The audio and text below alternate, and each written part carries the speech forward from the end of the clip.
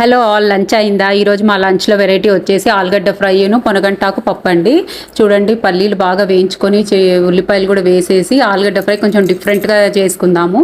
And ఇప్పుడున్న మన వర్షాలకి చిన్నులపాయలు చాలా మంచి ఇమ్యూనిటీ కదా, దాంతో చిన్నులపాయ కారంలా చేసుకోవాలని ఇది వచ్చేసేసి పొనగంటాకు కూరను బచ్చలాకు వేసి చేశాను పప్పు. బాగా అసలు ఎలా అంటే పప్పు గుత్తి మీరు వాడతారండి ఎక్కువ శాతం ఈ మధ్య. నేనైతే బాగా పప్పు గుత్తితో వాడి మంచి ఆ పప్పును బాగా మెత్తగా మెదిపి బాగా చేస్తున్నాను. చూడండి, ఇది పోపు కూడా పెట్టేశాను. బాగా ఎండుమిరపకాయలు చిన్నులపాయలు వేసి పోపు కూడా పెట్టేశాను.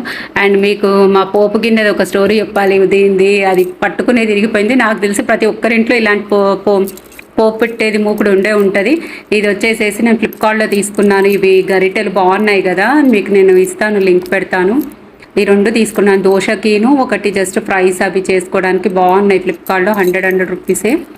అండ్ చూడండి, వచ్చేసి చిన్నులపాయల కారంలో కొబ్బరి, కొన్ని చిన్నులపాయలు, దీనికి ఆలుగడ్డకి మసాలా, ఆలుగడ్డ ఫ్రైకి మసాలా కారం కొంచెం వేసుకొని, ఉప్పు వేసుకొని, జీలకర్ర వేసుకొని దీన్ని మంచిగా పొడిలాగా కొట్టి ఈ ఆలుగడ్డ బాగా ఫ్రై ఉడికిపోయిన తర్వాత ఈ కారం వేసుకొని అసలు చాలా టేస్టీగా ఉంటుందండి. ఒక 5 మినిట్స్ వరకు చక్కగా చిన్నులపాయలు కూడా ఫ్రై అయిపోవాలి. ఇంకేముంటుందండి, మన కొత్తిమీర వేసేసుకోవాలి. టేస్ట్ ఎక్కువ ఉంటుంది అండ్ మంచి డైజెషన్ కూడా ఉంటుంది.